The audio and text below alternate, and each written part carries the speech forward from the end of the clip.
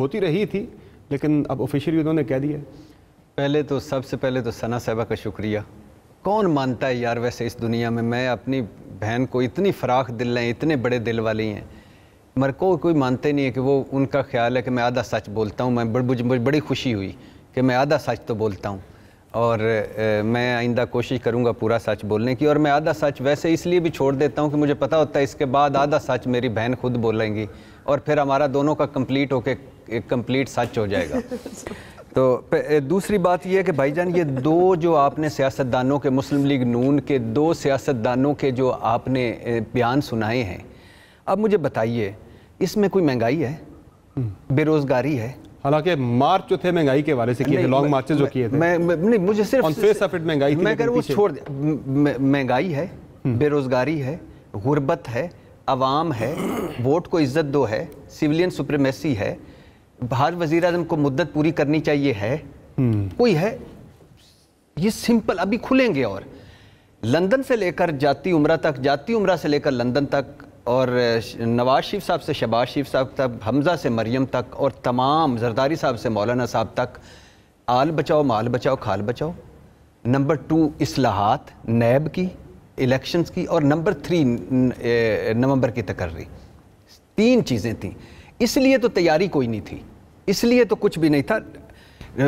نواز شریف صاحب کا میں نے کلپ سن رہا تھا کہ جو رات کو قیمتیں بڑھاتے ہیں نا, وہ ڈاکہ ڈالتے ہیں اور وہ جیب کاٹتے ہیں عوام کی.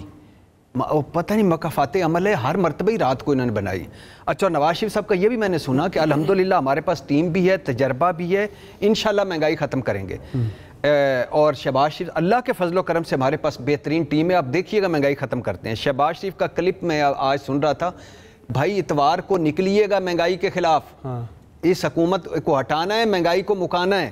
اچھا, مریم نواز صاحبہ اور حمزہ شہباز صاحب جیلم تک پہنچ گئے تھے مہنگائی میں 2-3 جملے مہنگائی مہم تک, اور ان کا خیال تھا کہ جہاد ہے اس وقت نکلنا. مجھے بتائیں, فاروق سلیم صاحب مجھ سے زیادہ معیشت کو, ہم تو کچھ بھی نہیں جانتے, وہ زیادہ جانتے ہیں.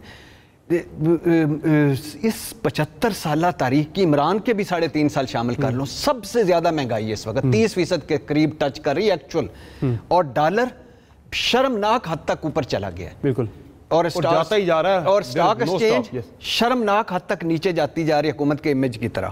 اور دوست ممالک, جھنڈی بابا جی کا ٹھلو جھنڈی, یہ کہتے تھے, ہمیں کہانیاں اس طرح سنائی جا رہی تھیں کہ جانے کی ضرورت ہی کوئی نہیں, مقصود کے اکاؤنٹ میں سعودی ڈال دیں گے پیسے اور ترکی میں. اور آخری IMF, عمران خان نے شرمناک معاہدہ کیا, یہ شرمناک طریقے سے لیٹے ہوئے ہیں, امریکی سفیر سے منتیں کی جا رہی ہیں کہ بلا حضور والا ہمارا IMF پروگرام ہے. تو 3 ایشو تھے, وہی میں پھر ریپیٹ کرتا ہوں, اصلاحات نیب میں اور الیکشن کمیشن میں, نومبر کی تقرری, اور آل بچاؤ مال بچاؤ کھال بچاؤ. اس میں کہیں نہیں تھے, اپنے ذاتی سیاست اور باقی معاملات تھے. ثنا بچا صاحبہ, یہ جو پلان یہ بھی تھا جو PDM تھی کہ عمران خان کو ہٹانا ہے تو فوری انتخابات میں جانا ہے, 2 مہینے کے اندر الیکشن اصلاحات کرنی ہے, نیب کا قانون چینج کرنا اور فوری الیکشن میں جانا ہے.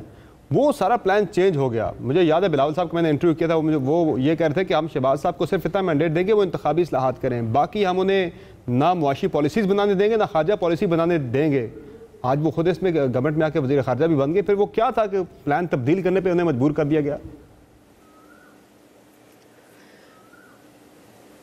دیکھیں بلاول بھٹو صاحب, بہت ظاہر ہے جمہوریت بہترین انتقام ہے, لیکن اگر اس انتقام کو عوام سے لینا بند کر دیں تو آئی تھنک بہت مہربانی ہوگی. اس ملک میں آپ نے جن کا ایک سٹیک ہمیں بتایا بریک پہ جانے سے پہلے, وہ عوام کے, جو آپ مینڈیٹ کی بات کر رہے تھے, عوام کے مفاد کی, عوام کی رائے کی یہاں پہ کس کو قدر ہے, یا کون سمجھتا ہے کہ اس کو عوام کی فکر کرنی ہے؟ آپ کو لگتا ہے کہ یہ حکومت جو مخلوط حکومت ہے یہ سوچ رہی ہے؟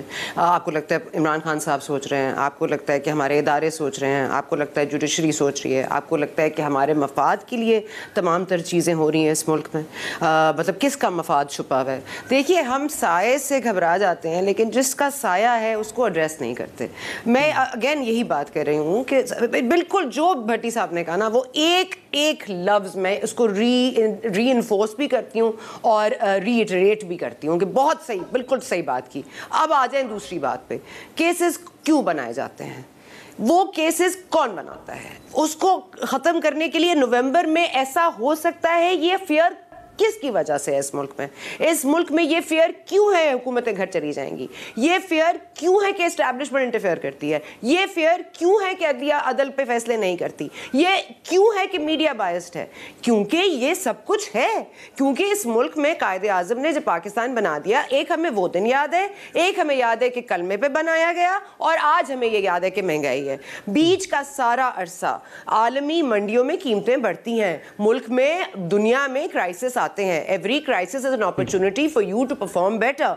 पर यहाँ पे टाइम किसके पास है, सोच किसके पास है, फ्रीडम किसके पास है? हम अपने वसाइल खुद क्यों नहीं बना सके, हम अपनी गैस अपनी बिजली क्यों नहीं बना सके?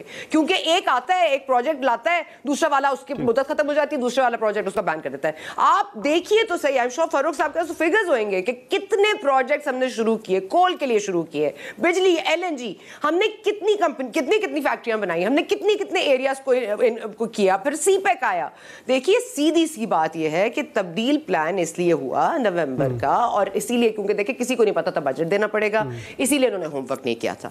क्योंकि जब आप डिक्टेशन लेते हैं तो फिर आप डिक्टेशन के तौर पर चलते हैं, फिर आपकी वो डिक्टेशन अगर दूसरी लास्ट लाइन को डिलीट कर दिया जाए और रीटाइप कर दिया जाए तो आपको वही करना पड़ता है। सो दे हैड नो क्लू कि इनको बजट देना पड़ेगा, दे वर नॉट प्रिपेयर्ड, तो इसी महंगाई नहीं होगी तो और क्या होगा जी।